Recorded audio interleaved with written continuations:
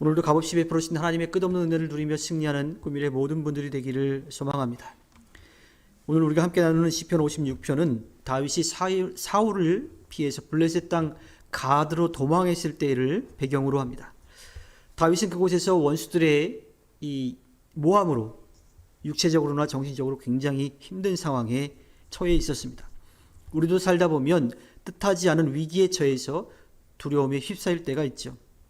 그럴 때 그리스도인이 어떻게 그 어려움을 이겨내야 하는지, 그리고 하나님 앞에서 어떠한 모습으로 서야 되는지에 대해서 오늘 말씀은 우리들에게 들려주고 있습니다. 다윗이 할 수 있는 것은 주님을 의지하는 것밖에 없었습니다.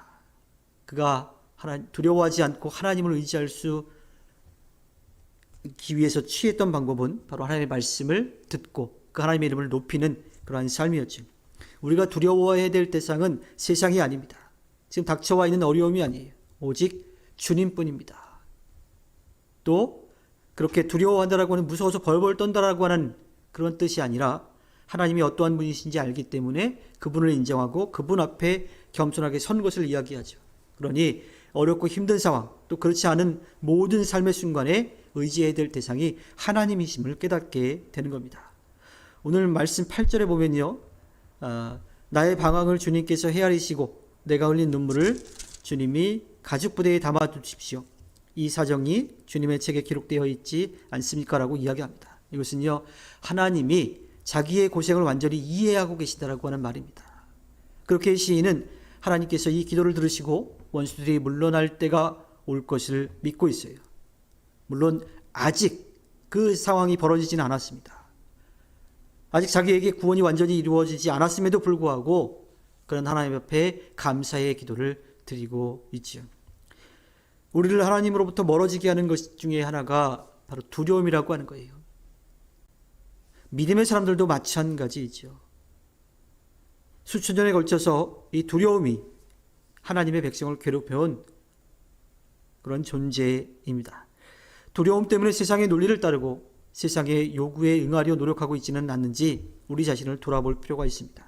우리가 두려워해야 될 대상은 오직 하나님, 우리가 의지할 분은 오직 하나님임을 분명하게 기억해야 합니다. 시인은 아주 큰 공경에 처해 있어요.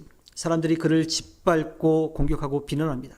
사사건건 그가 하는 일마다, 또 그가 하는 말마다 꼬투리를 잡고 어떻게든 해하려고 합니다. 숨어서 그의 목숨을 노리고 그의 발걸음 하나하나를 지켜보고 있습니다. 그 당시에 시인의 시간은 한마디로 두려움에 휩싸인 시간인 거죠. 사방을 둘러보아도 적밖에 없어요. 눈을 들어보아도 빛이 전혀 보이지 않습니다. 그의 편이 되어줄 사람이 하나도 없는 그러한 상황이에요. 모두가 보이는 곳에서 보이지 않는 곳에서 힘을 모아서 이 시인을 괴롭히려고 하는 그러한 상황에 처해 있었던 거죠.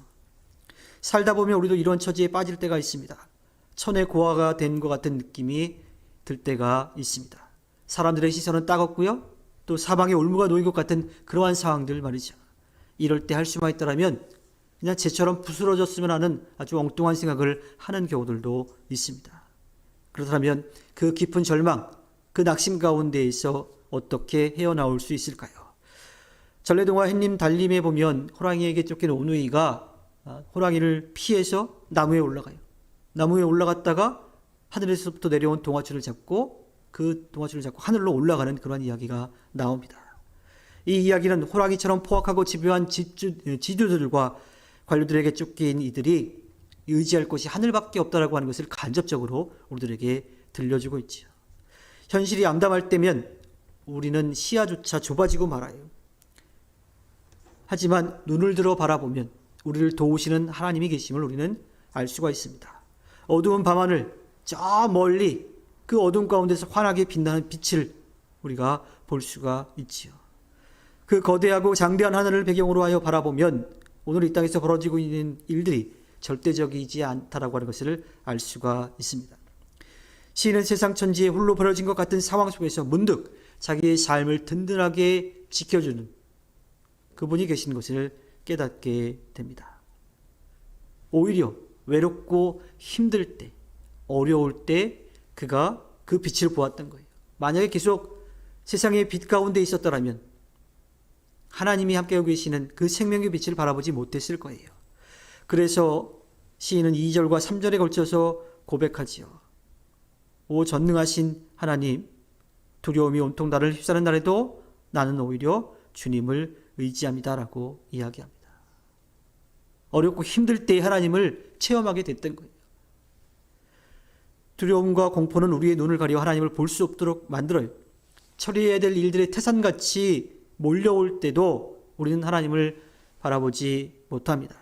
그런데 벼랑 끝에서 서 있을 때 저 아득히 깊은 곳에서부터 자기에게 다가오시는 하나님을 볼 수가 있게 됩니다. 그렇게 그는 두려움에 온통 휩싸이는 날에도 오히려 주님을 의지한다라고 말하죠.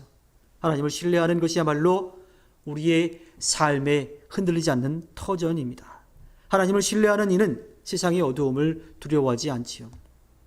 그것을 경험한 시인은 이제 하나님 앞에 서원합니다. 하나님 앞에 고백해요. 뭐라고요? 감사제를 하나님 앞에 드리겠습니다. 그의 삶의 상황이 바뀌었을까요? 그렇지 않습니다.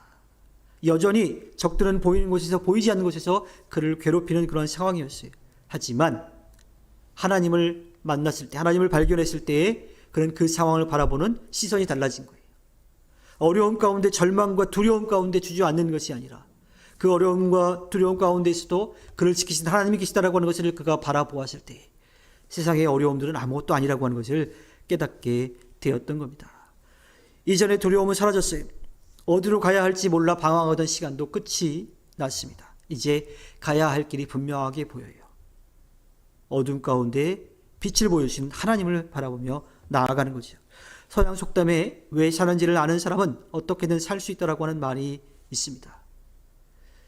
삶의 어려움 가운데 비관하거나 혹은 누군가에게 책임을 떠넘기려고 하는 사람들은 어디로 가야 될지 모르는 그런 상황 가운데 있는 사람들일 겁니다. 그들의 삶이 자꾸 무너지는 것은 삶의 이유를 찾지 못하기 때문은 아닌지 우리는 생각해 봅니다.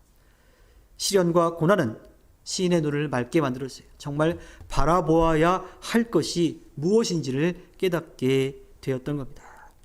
지금 우리의 삶이 힘겹다 해도 주님의 빛이 우리들에게 비치고 있는 것을 우리가 본다라면 그 어두운 가운데서도 희망을 잃지 않고 살아갈 수가 있는 거죠. 세상의 모든 빛이 꺼져서 어두운 상황 가운데 있고 우리의 눈을 가린다 하더라도 하나님의 사랑의 빛은 그 어둠을 뚫고 우리의 눈을 가리고 있는 것을 뚫고 우리에게 비춰질 것입니다. 가끔 우리 내면의 빛을 가리고 있는 것들, 또 세상의 현실이 칠같아 우리를 어둡게 만든 그 상황에 있다 하더라도 하나님의 사랑의 빛이 더 크다는 것을 깨닫고 일어설 수 있는 우리 모두가 되기를 바랍니다. 마치 아무것도 없는 썩은 것 같은 그런 땅에서 싹이 나서 줄기가 자라고 가지가 뻗고 잎이 나고 꽃이 피어서 열매를 맺는 것처럼 우리에게 그 생명의 빛이 있음을 기대하며 나아가시길 바랍니다. 우리 발을 지키신 하나님을 신뢰하며 뚜벅뚜벅 하나님의 나라를 향해 계속 걸어가시길 바랍니다. 지금까지 우리를 이끌어 주신 하나님께서 앞으로도 우리의 삶을 이끌어 주실 것입니다. 하나님께서 허락해 주신 오늘 하루를 살아갈 때 우리의 발걸음을 이끌어 주신 하나님을 믿고 나아가 승리하는 꿈미래 모든 분들이 되기를 주님의 이름으로 부탁드립니다. 기도하겠습니다.